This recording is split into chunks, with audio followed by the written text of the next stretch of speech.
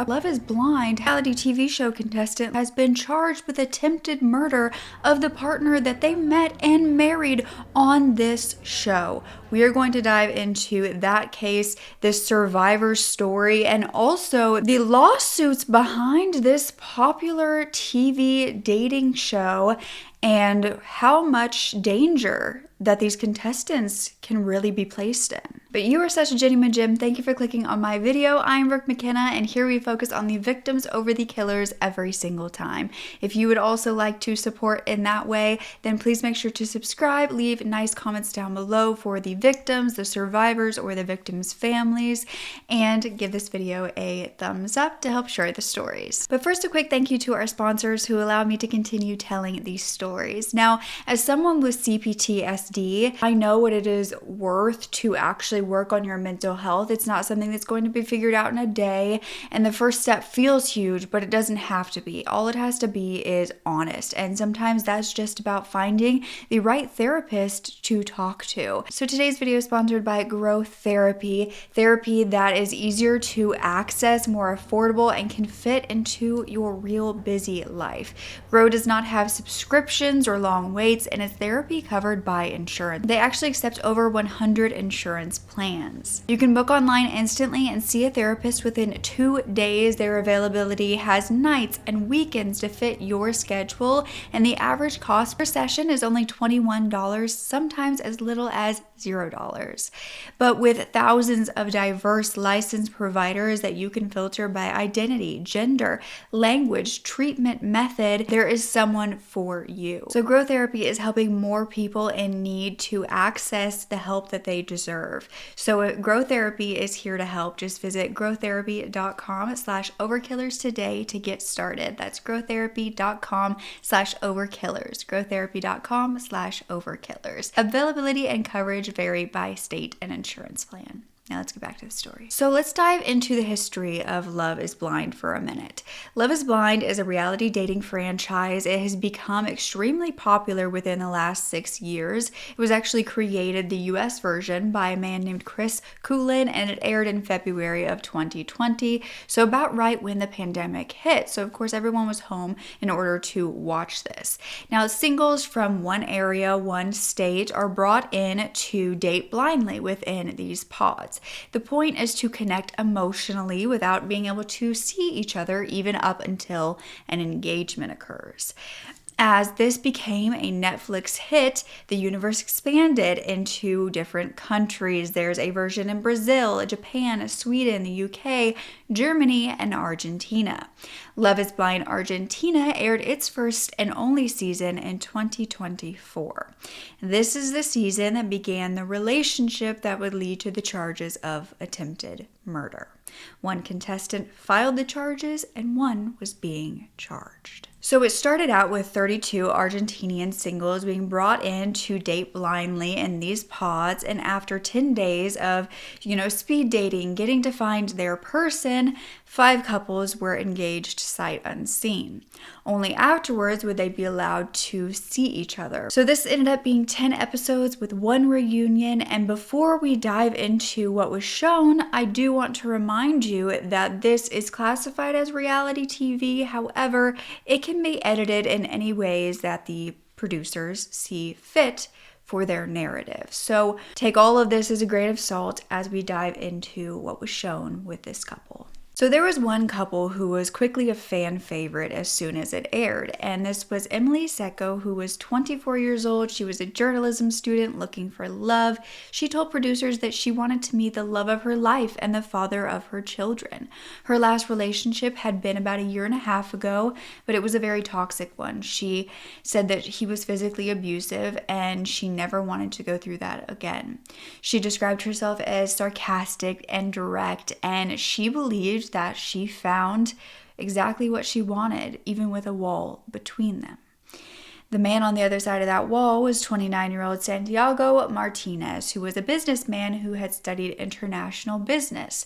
He was said to own a telecommunications company which provided internet to the working class districts, and he told producers that he wanted to change his life and show himself as he was. So in interviews, when they would take them and they would be in these confessionals alone talking directly to the camera and producers, Santiago would explain that he was very impulsive, and once he made up his mind, he went for it. He followed and trusted his intuition, and basically he went on the show because he felt like since he was attractive, it was hard to find a genuine connection, so he hoped to find that here. He had been single for about 2 years prior to the show, and that second day, Santiago would tell producers that he actually had a dream about a girl on the other side of the wall, and he couldn't see her, but he did see her name and wrote it down on a piece of paper that he showed the producers, and this was Emily.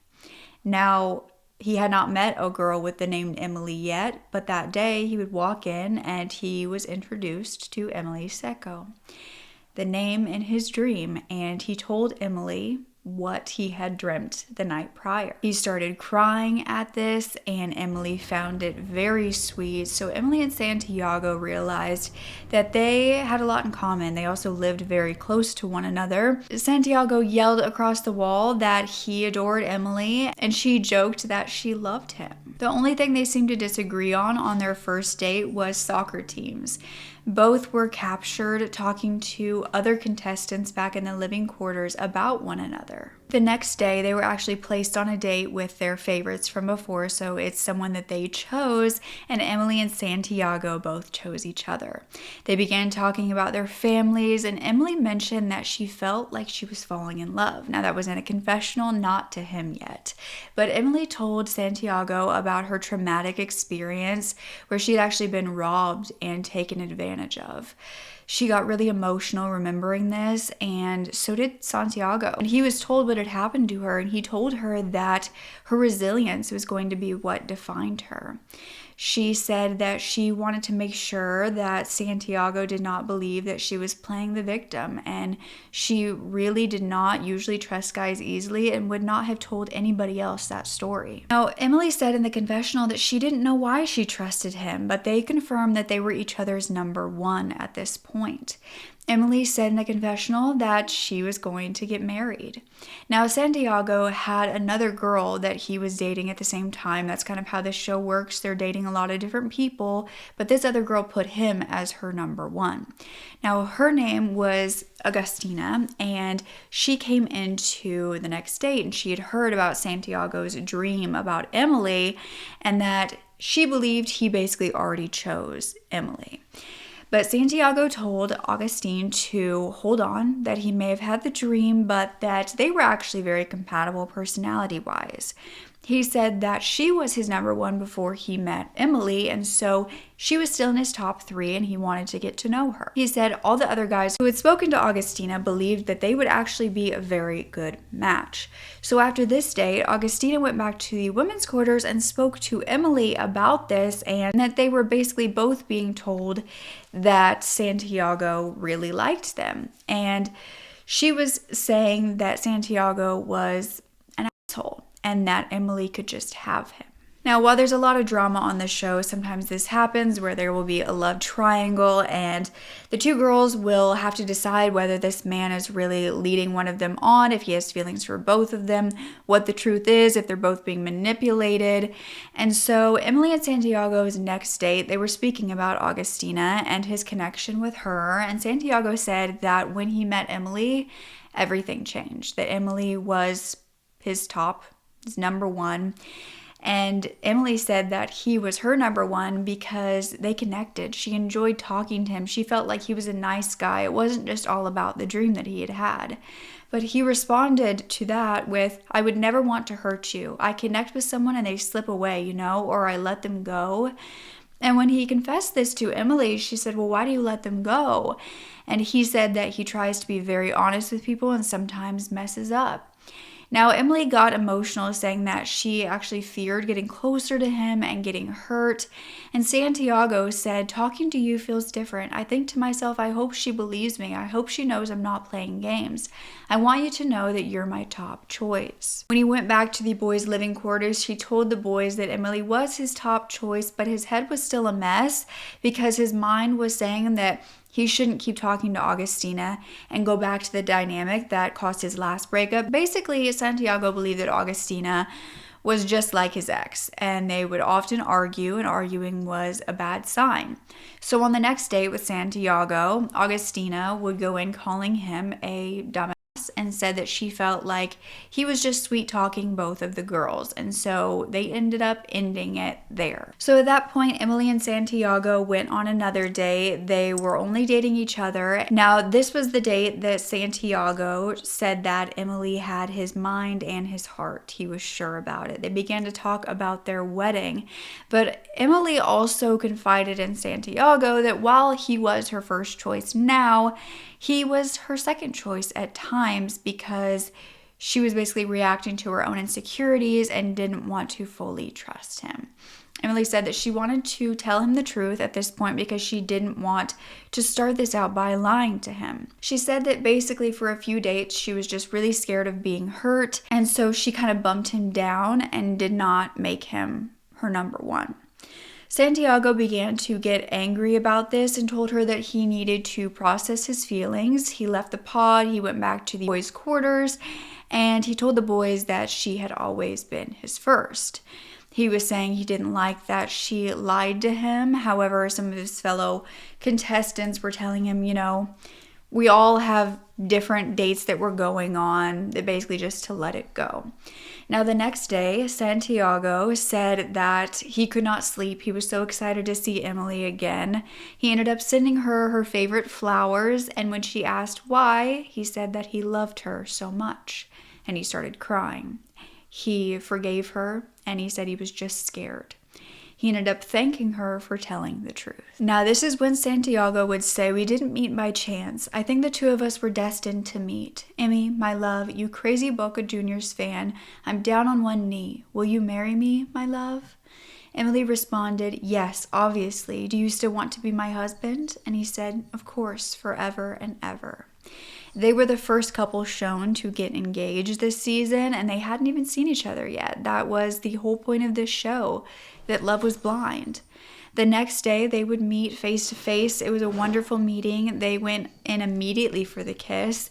He said that she looked like a princess. She said that their kiss felt like her first kiss all over again. Emily mentioned that she was just scared of what she'd find that she didn't like about Santiago, but she still thought that they would get married and go through with this whole process.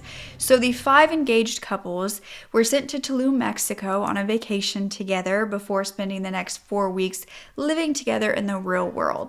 But this included Emily and Santiago. And while together in Tulum, they were having good conversations. They were speaking openly about Santiago's other match, Augustina, and that whole situation.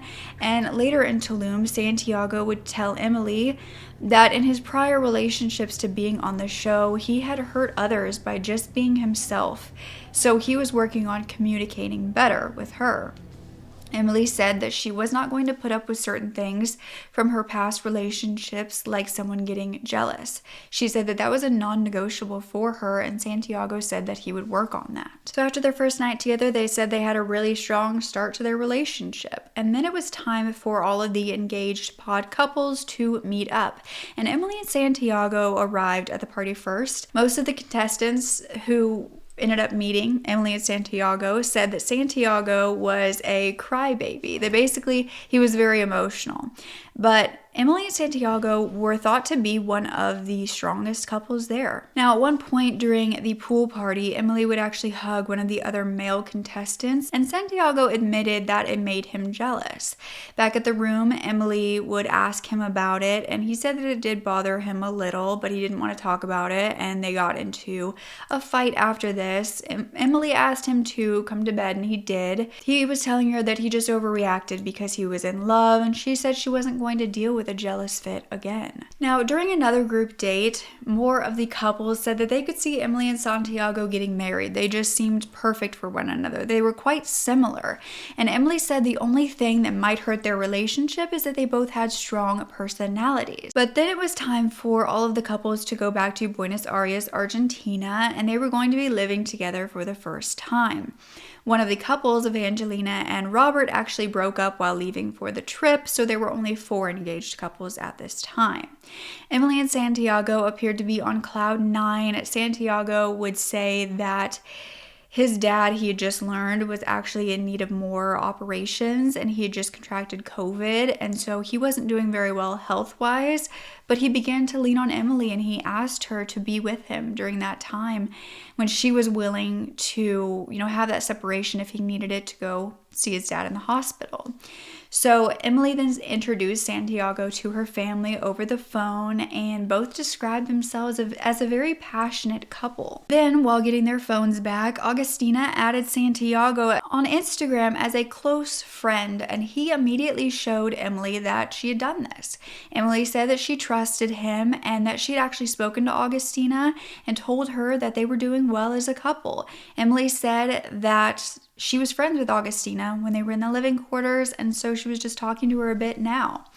But Emily then took Santiago home to meet her family. And Emily also said that when they first met, he asked who was on the other side of the wall, and she responded, "Your wife." This was even before he had told her about his dream. Now, when Santiago left the room for a bit, Emily was talking to her family about Santiago, how they felt about him. They believed that he was quite sincere, and they said that they could see love in her eyes. Her father would go on to speak to Santiago alone and asked if he could give her what she wanted.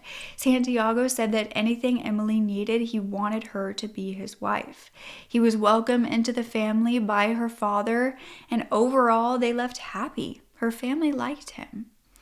But later on, Santiago would surprise Emily with a trip to his favorite sports stadium. It was a running joke that they had that their favorite team was rivals, and she said she would never go to this stadium. So he actually blindfolded her, took her all the way there, and when she realized where she was, she jokingly tried to run away. She even offered to take a selfie at the stadium together, and then he took her to go to a jewelry store where they were able to see their wedding rings. And they had a session with an engraving for those rings where they put their names as well as the number 5, because they kept being put in the number 5 pods, and they also had the number 5 room when they were in Tulum. They believed this was just their lucky number. At this point, Santiago's mom and sister came over to their place to meet Emily, and his dad was still recovering in the hospital, so he couldn't be there.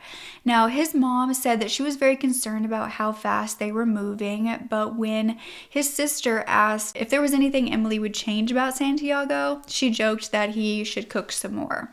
But when Santiago was asked about Emily, he said, "How much time do I have?" They then talked about how much she was on social media and that Santiago didn't like this, and Santiago's mother to the producers and the confessional saying that Santiago had a very strong personality that was difficult for others to manage, and he needed to learn to tone it down and coexist. Santiago said that his mom knew about his past partners that were jealous, mean, and controlling, and that his mom told him to avoid making the same mistake. And he told her it was completely different with Emily. 1 week until the weddings, and Santiago and Emily were still living together, Santiago brought Emily breakfast in bed for their 1-month anniversary since they first spoke in the pods. Emily said that he was such a sweetheart, she could feel their love growing stronger, and she told a friend that she was head over heels. When asked by this friend when they were on a date if she was concerned about anything, Emily admitted that Santiago did get mad pretty quickly, that he didn't yell, but he would have this mad look on his face.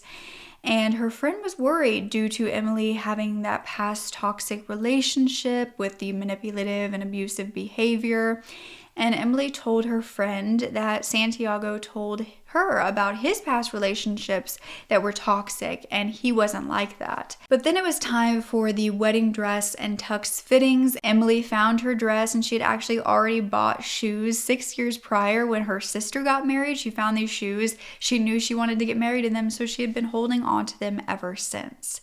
So she got her dress, Santiago got his tux, and he was very emotional looking in the mirror. He said that he saw his dad. He cried while showing his mom. Now, all the while there were red flags popping up here and there, you never really know while watching a show like this whether these are dangerous red flags or just simply strange editing. So in another episode, Emily and Santiago were seen in a bit of an argument about a party that was occurring with all of the contestants from their season of Love is Blind, and Emily mentioned that Augustina was going to be there. Santiago said that he didn't want to keep talking about her, but Emily said that she was one of her friends from the pods. But that night, while we didn't see it, they would tell us the next morning that they had several fights. Emily said that Santiago had said something unexpected that she thought was a joke, so she joked back, and that embarrassed him and hurt his feelings. And Emily said that he then told her something that hurt her feelings. Santiago was telling her that her jokes could be mean and abrasive and that they weren't very compatible when it came to things like that. So the next morning on camera, Emily told him that he said hurtful things to her, and he asked her what things. He wanted examples. He continued to ask her this over and over again, and he said that Emily should not cry and play the victim. He said that the focus always shifted from how she hurt him to how he hurt her in the argument. He said he was the only one to ever have to compromise. She said that she was also compromising and that she put up with his short temper and the fact that he interrupted her when she tried to speak. He said, "At the moment I say hurtful things I don't mean. I just snap at you, but that's not the point. How did I get to the point that I snapped at you and said those things?" She said that she thought that he was joking and did not realize when she answered, and so she apologized. She then asked him to stop saying hurtful things when he was angry, and he apologized to her. Now, back at their apartment, there was a strange, brief scene where Emily and Santiago were sitting at the counter. They were eating their lunch. They had a busy day. They needed to go on and do some things. Emily was talking to Santiago. Then he basically took her food away as she was still eating and told her that she was done. They continued having arguments at this time, and they both began having doubts about marriage. Santiago told Emily that he had actually packed up, he was tired of it, and he was leaving. However, once it came back to them and their story, they continued on with the experiment, and their last date before the weddings were filmed. Santiago told the confessional that their arguments were due to jokes that she made that he didn't like, and Emily said that he had a short fuse and didn't hold back. Santiago told her that while he can't control what makes him angry, he can work on how he handles it. The final date appeared to go really well. However, with all of the couples, you're kind of up in the air on, are they going to say I do or not when it comes to the weddings? So at this point, 4 couples were going to at least have weddings and possibly get married. But 3 out of 4 of the couples followed on the season would end up saying I do. But it was then time for Emily and Santiago's decision. Emily said that she did not sleep well that night before. She was anxious. Santiago was saying that before making a decision like this, you have to analyze so many things. Emily told her friends that she thought she knew what Santiago was going to say and that he already made up his mind. Santiago's friends asked if he was sure. They told him they just wanted the best for him and his life. Santiago was only worried about what Emily was thinking. And Emily said regardless of what happened at the altar, she believed she did everything she could for the relationship. Her dad reminded her before walking down the aisle that the choice was hers. Santiago was seen with tears down his face before Emily even appeared to walk down the aisle. Emily would be asked first whether she was going to take Santiago as her husband. She would say, I do. She said, I hope the love we created in the experiment continues on forever. Santiago was then asked, and he said, I do. He said, of course I do, without a doubt. They then were husband and wife, and he carried her back down the aisle.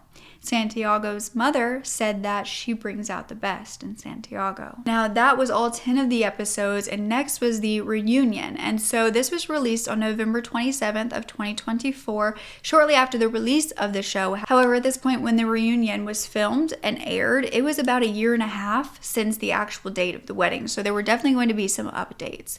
There were differing endings for all of the couples. But Emily and Santiago would announce that they were still together. They were in a good spot. They had moved in with Santiago's parents for a few months, and Emily had once spent a few days with her parents to see if they would even miss each other, and they did. They said that it was also intense, that they needed a break, but then they realized that they were really in love. But that is when the hosts brought up things about Santiago that were going around on social media in Argentina. And all Emily said was that it wasn't him. It wasn't true. The hosts then told Emily that they just wanted to make sure she was in a healthy relationship. And that is when Emily and Santiago would say that they were planning on getting married once again for their 1-year anniversary in a more intimate setting. So that is where things for Love is Blind ended. However, that is not the end for the couple, as well as being in the media.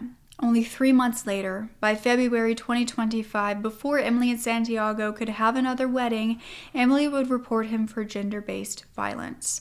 Emily had reported that Santiago had given her a black eye and she had visible injuries while reporting. Santiago was immediately issued a restraining order to prevent him from contacting Emily in public, and soon after he was arrested for attempted femicide, which is attempted murder aggravated by gender-based violence, aggravated assault, and unlawful detention. Around this time, a live stream went up where Emily showed her injuries and her black eye was visible. After his arrest, this was the first time that Emily spoke out about the truth about their relationship, but she claimed at that point what had occurred to make her go and report him was that he threw himself at her, started to choke her, covered her mouth so she couldn't scream, and she had to bite his hand so he would let her go. He then pushed her against the bed and started hitting her head. Now, that is all she said at this point, and we will get a more in-depth recount of what actually occurred that night. But at the same time, Santiago also spoke out on his Instagram saying, "The first thing I want to say is that I do not justify violence in any way, and I was the first to acknowledge my mistake and to apologize privately, and today I publicly take responsibility for what I did. But that does not mean I take responsibility for trying to kill the woman I loved." Santiago would also say criminal experts said in their reports that the injuries were minor, that there was never any danger of death, and she was always free to do whatever she wanted. "I never exercised the manipulation and control they claim. That is a lie, and I know the truth will be proven. Now it's time to stay silent and wait for justice to judge based on real evidence and not on a narrative." But Emily would then give an in-depth interview to Bondi Live, stating that one night she had gone out with her friends for her bachelorette party. She was having fun, and she got back home where they lived together, and Santiago told her that he saw her on TikTok enjoying herself on stage. He then called her a loser. She ordered an Uber to her mom's home, asked her mom to wait for her. She was afraid.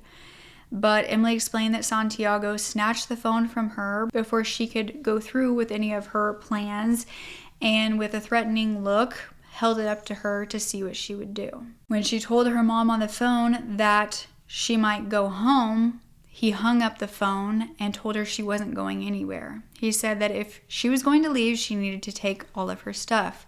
So she began to pack a small bag, and that's when Santiago hit her in the back of the head. She turned around and begged him not to hit her, and he called her a whore and hit her again.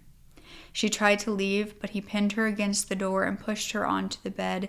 She said he was huge, he was strong, and he began choking her with her own arms. He allegedly said, "Cry now, you idiot. 2 hours ago, you weren't crying at the bachelorette party." She told another interview when talking about her story that she feared that she wouldn't see again after he had punched her and she had a black eye.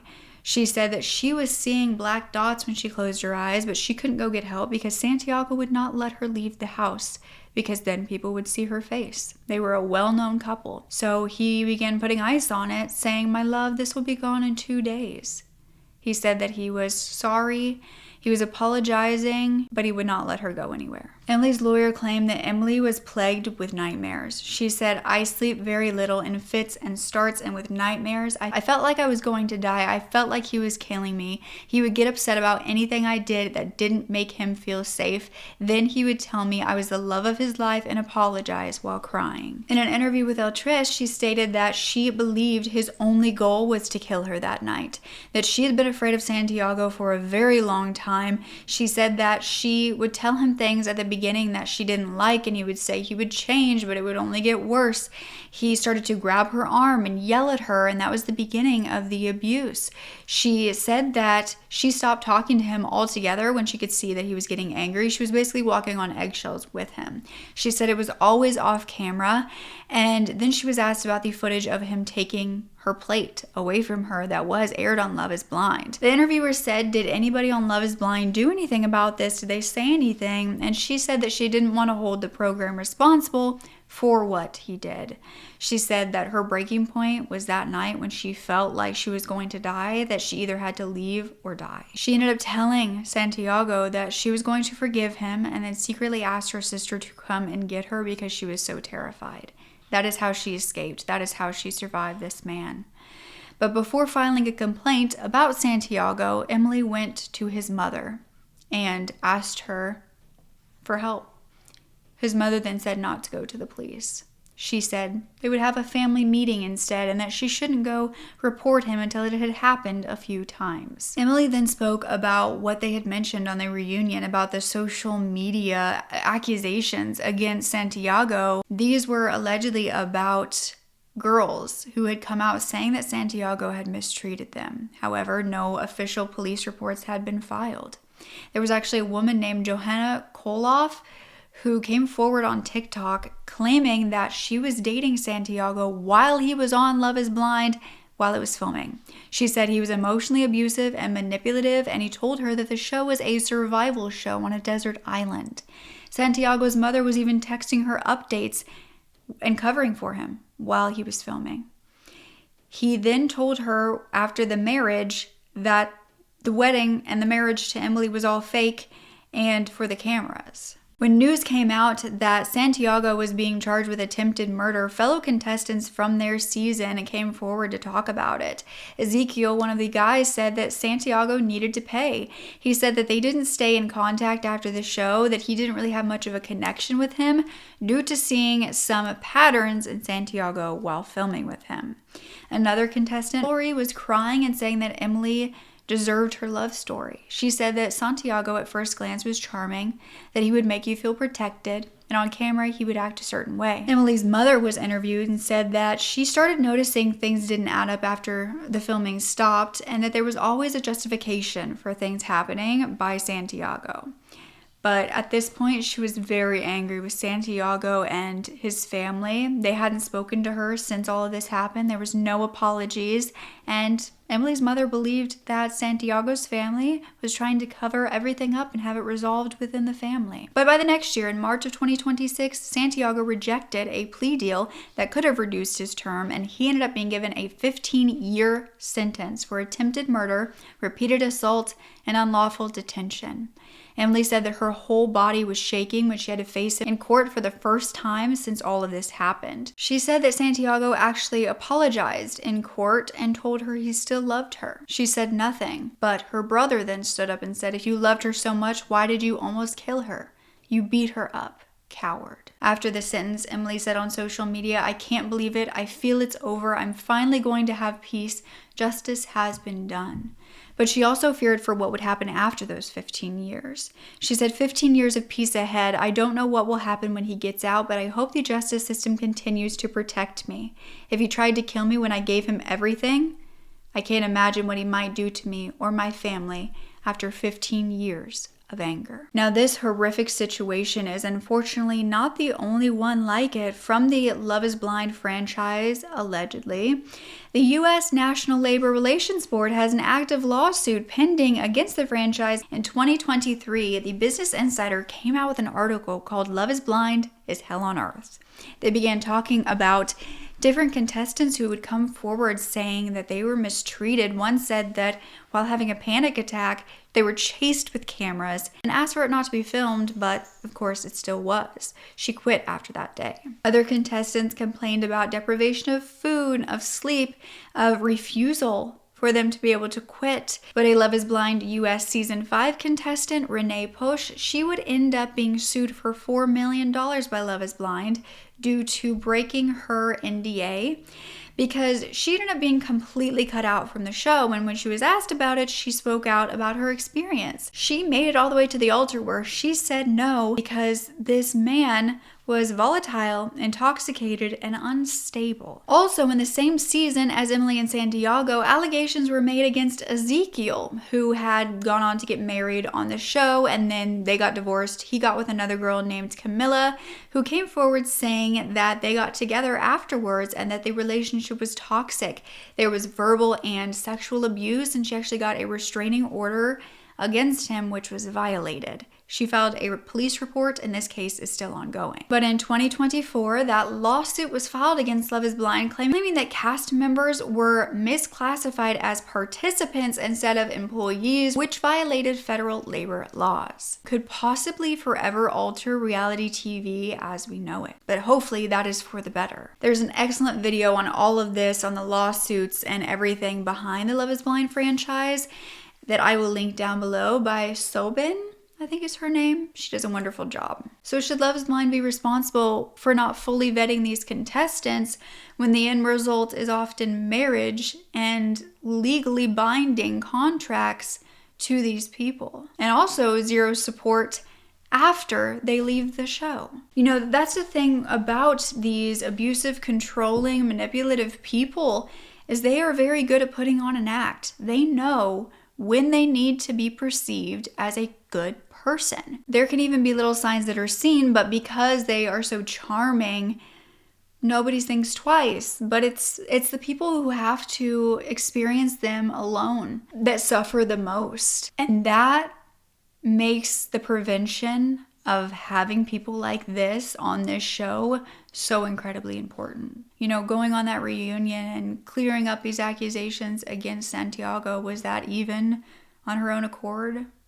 Or was she told to say those things? I can't think too much about Santiago's mother and the fact that she told her not to report it and that they would just have a family meeting.